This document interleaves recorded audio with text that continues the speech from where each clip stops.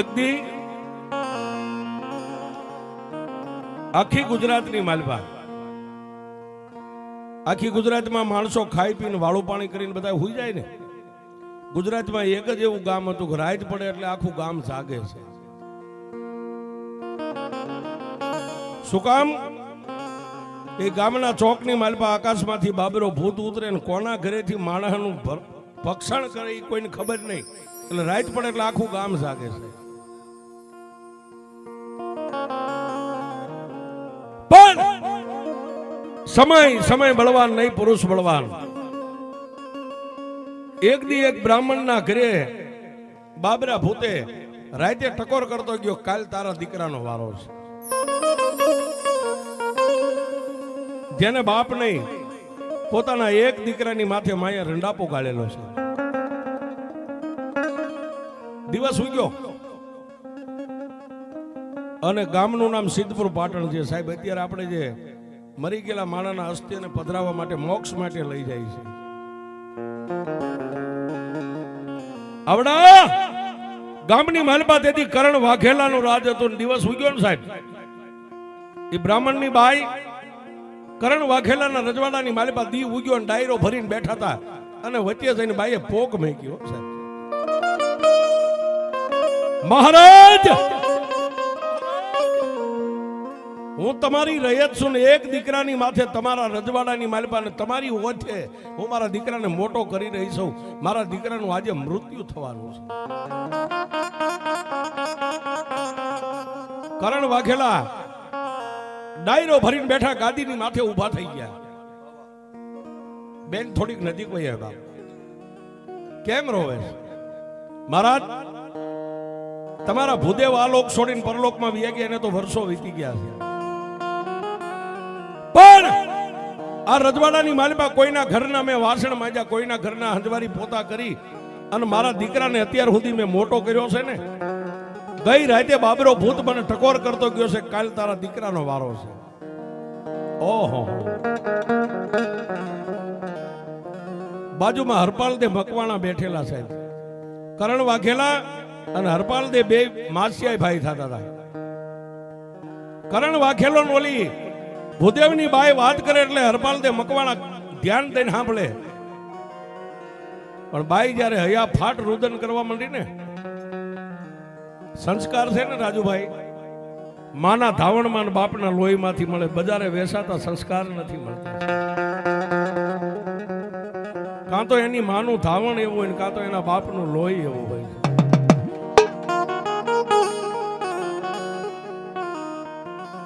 ત્યારે ઓલી બ્રહ્માંડની બાઈ મંડી ગઈ હયા ફાટ રુદન કરવા. રાજા, મારા દીકરાને બસાવી લે. બાપ, તું અમારો ધણી છો, અમે તારી રયત છે. મારા દીકરાને બસાવી લે, નહીં બાબરો ભૂત મારા દીકરાને ભક્ષણ કરી જાય છે. કરણ વાઘેલા તો કઈ ન બોલી ગયા, પણ બાજુમાં હરપાલ દે મકવાણા બેઠા હતા ને ઉભા થયા જય અને બ્રાહ્મણની બાઈની માથે હાથ મેકીને કીધું કે બેન, તો બ્રાહ્મણની દીકરી છો ને, હું એક ક્ષત્રિય છું, રાજપૂત છું.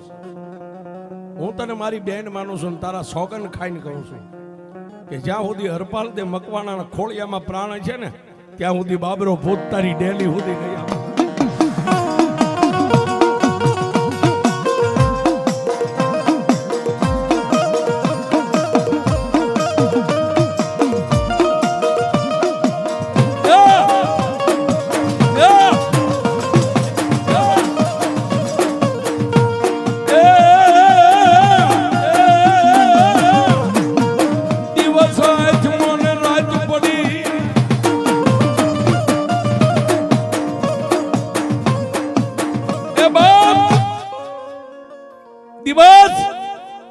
આથવીને રાત પડી ગઈ.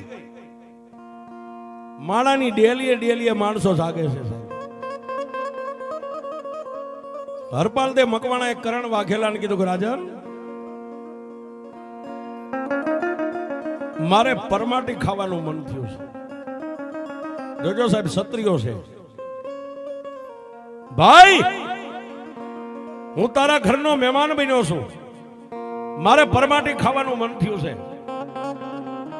એટલે કરણ વાઘેલાએ હરપાલદે કીધું કે હરપાલદે આપણા અશ્વપાલ જે ઘોડાહાણ રહી ને ઘોડાહાણ ની માલિપા 2 સિંગલા ઘેટા બાંધ્યા તને ઠીક પડી ઘેટો લઈ જાય. સંધિયા ટાણું થયું ને ઉપડ્યા હો સાહેબ.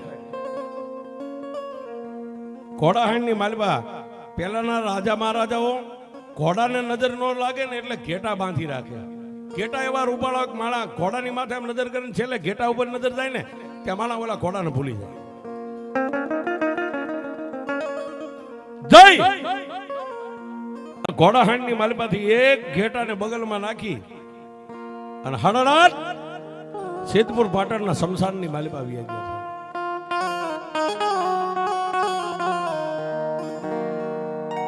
સિદ્ધપુર પાટણના શમશાનમાં જાય કે એક માણાનું સબ હળગે છે. કેડમાંથી કટાર કાઢી તલવાર કાઢી ઘેટાનો વૈદ કરી અને માણાનું સબ હળગતું એની માથે એને શેકી નાખ્યું. શેકીને પછી ચારેય દિશાએ એક એક ટુકડો ઉડાડ્યો.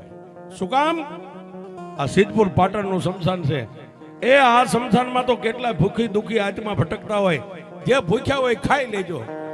આમ કરીને હાથમાંથી ચારેય દિશાએ ટુકડા ઉડાડ્યા ને આકાશમાંથી હાથ આવ્યો, ખાલી હાથ છે. હરપાલ હરપાલ તું એમ કહેશ ને કોઈ ભૂખ્યા આત્મા હોય તો જમી લેજો, લાઈવ મને ભૂખ લાગી છે. એ ખાલી હાથ નહીં, મસ્તક શરીર કાંઈ નહીં, ખાલી હાથ. જેટલું વધ્યું તું એ માવું શેકેલો હાથમાં મેક્યો, એ હાથ વિયો ગયો ત્યાં બીજો હાથ આવ્યો.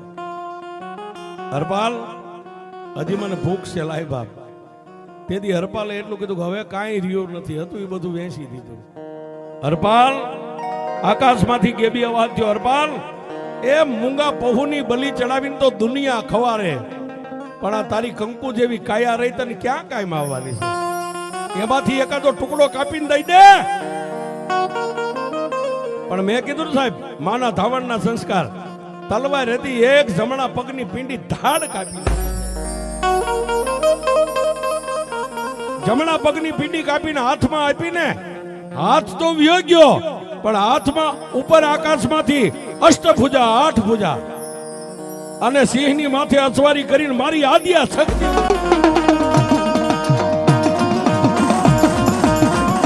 જય સકા જય સકા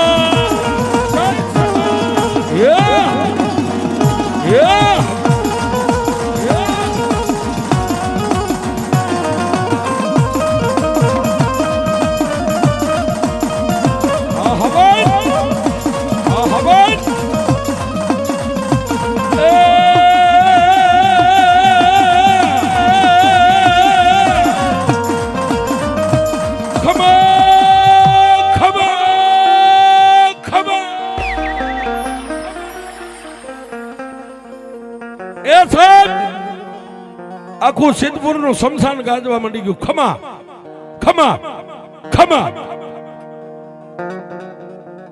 પગની માલમાંથી રુધિર વહેતું છે, એક પિંડી કપાઈ ગઈ છે. એક પગે ઉભા રહી અને હરપાલ દે નજર કરી પણ આંખ્યું અંધાઈ જાય. સાહેબ કોણ છો?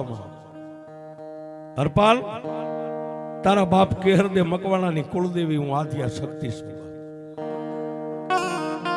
માગી લે. આજ તું માગી નો કરી દઉં તો દુનિયાની માલિપા મને આદ્યા શક્તિ ને મને ઝાલાવાડની દેવીને કોઈ ઓળખે નહીં. તલવાર હેઠે મેકીને માના ચરણ પકડીને કીધું કે એ બા, તારી પાસે માગવાનું કહેતી હોય ને તો તારી પાસે કઈ હીરા જવેરાત રાજમહેલ ધન દોલત નથી માગવું. તો મારી જેને મેં આજ માથે હાથ મેકીને બેન માની છે ને, એના દીકરાનો ભોગ લેવા બાબરો ભૂત આવવાનો છે ને, બસ મારી બાબરાને એક બંધન કરી લે ને, આટલું મને દે. મારે તારી પાસે કાંઈ નથી જોતું. તેથી મારી આદ્યા શક્તિએ પોતાના હાથમાં જે અષ્ટભુજામાં તલવાર હતી, તલવાર 2 હાથે આમ હરપાલ દે મકવાણા આપી. લે હરપાલ, આ તલવાર લઈને રાતનો 1 વાગે બાબરો ભૂત આ શમશાનમાં ઉતરે ને, બાબરા ભૂતને પડકાર કરજે, અવાજ આપજે. બાબરા, જ્યાં સુધી હરપાલ દે મકવાણાના ખોળિયામાં પ્રાણ છે ને, ત્યાં સુધી હવે આ ગામની માલિપાથી તારે ભોગ લેવો ને તો વિચાર કરવો પડે. એ આટલું બોલીશ એટલે બાબરો ભૂત તારી સામે ગણગણતી દોટ મેક છે, એની સામે તું બથે વળગી જાજે. પણ હરપાલ દે મકવાણા કીધું મારી ઈ તો ભૂત અવની છે, એની તાકાત ને મારી તાકાત એ તારે જોવાનું નથી. થોડીક વાર ધરતી ઉપર તું પડી જા, થોડીક વાર બાબરો ભૂત પડી જાય, પણ આકાશમાંથી જ્યારે હું ગેબી અવાજ કરું કે હરપાલ દે હવે વાર કર, ત્યારે મારી દીધેલી તલવાર લઈને વાર કર. અને જો બાબરા ભૂતનો ચોટલો ન કાપી લઉં તું આદિ આ શક્તિ નહીં.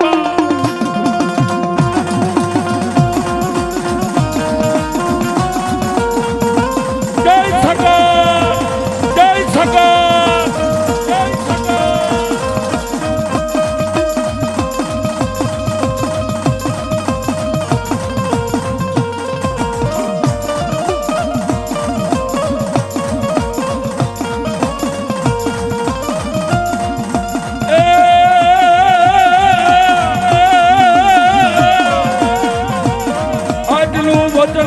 મારી આદિયા શક્તિ હાલી નીકળે.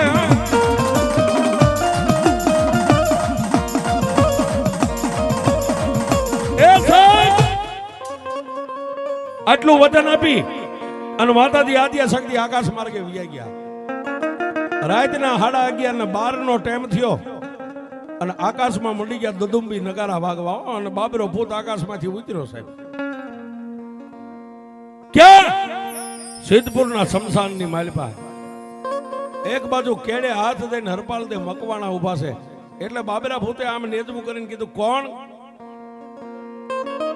સામેથી અવાજ આપ્યો કે એ બાબરા, હું હરપાલ દે મકવાણો, મારા મારકમાંથી ખાઈ જા. આજ બ્રાહ્મણના દીકરાનો મારે ભોગ લેવાનો છે.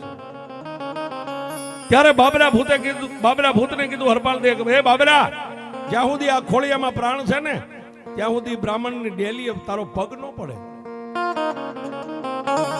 અને બાબરા ભૂતે કીધું તો હવે થઈ જા માટી. અને બે ગજરાત જેમ જંગલમાં હાથી બાંધે સાહેબ, એવું ગમહાણ યુદ્ધ મંડાણું.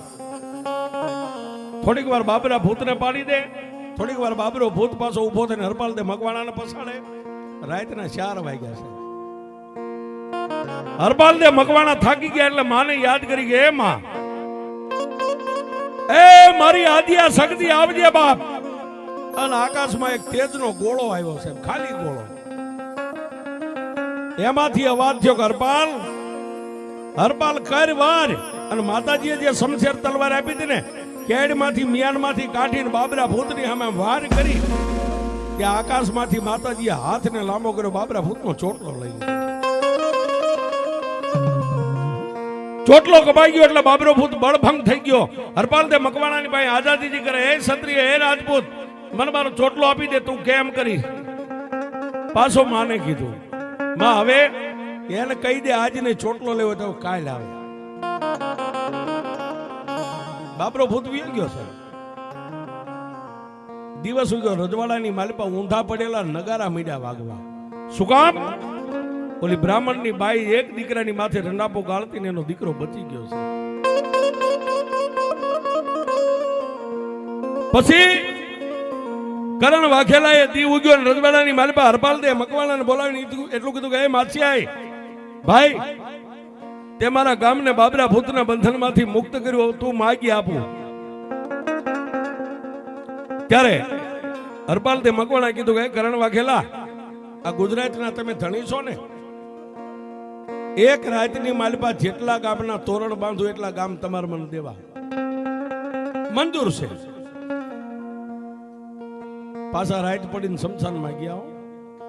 માને યાદ કરીને માં આવી, મારી તારી પાસે કઈ માગવું નથી, તું મારી ઈષ્ટદેવ છો, મારી વારે ચડી છો, માનું છું. પણ મારી મેં કરણ વાઘેલા પાસે એક રાતમાં જેટલા ગામના તોરણ બાંધું ને એટલા ગામ મને કરણ વાઘેલો દેવાના છે. તેથી મારી આદિયા શક્તિએ કીધું કે હરપાલ, હમણાં 12 વાગે ને બાબરો ભૂત આવે ને, બાબરા ભૂતને કહેજે જો તારો ચોટલો જોતો ને તો એક રાત પૂરતો ઘોડો બની જાય. અને રાજુભાઈ ગરજ ને અકલ નો હોય. બાબરા ભૂતને તું એમ કે ઘોડો બની જાય, ઘોડો બની જાય. બાબરા ભૂતને ઘોડો બનાવીને એની માથે તું પલાણ માંડ, હું શક્તિ સિંહને પલાણું. એ એક રાતમાં દી ઉગે જો 2300 ગામના તોરણ નો બાંધું તો આદિયા શક્તિ.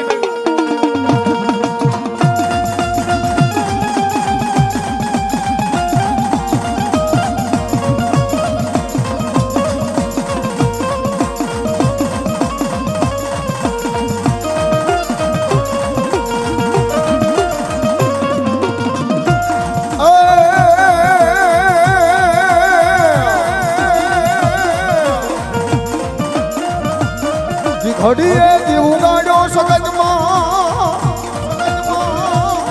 ઘડીએ દીવ ગાડ્યો રે માં ઘડીએ દીવ ગાડ્યો મોરી માં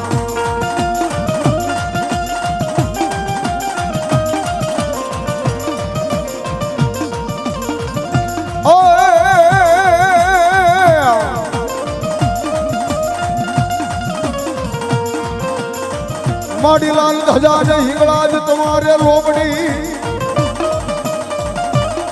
અન હાથમાં લીધી દાતી તલવાર જય હિંગળા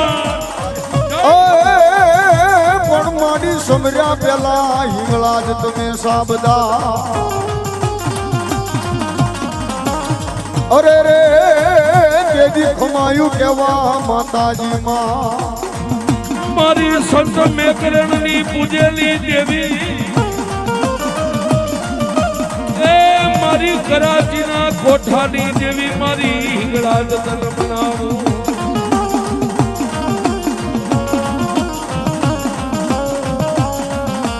મારી મેર મકવાણાના કુળની દેવી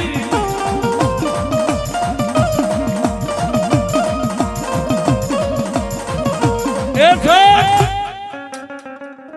દુનિયાની માલપા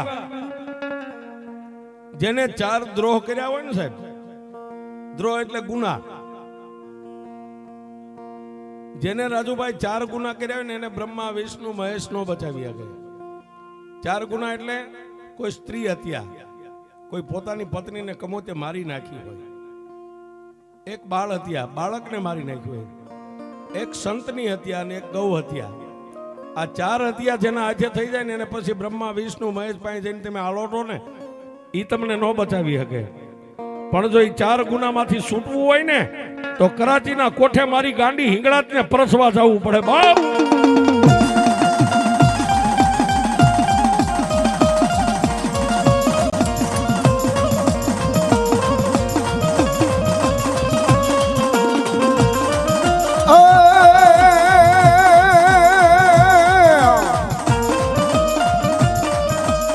હિંગળજ પરસવા હાલ્યો રે બાવલીઓ, હિંગળજ પરસવા હાલ્યો રે બાવલીઓ.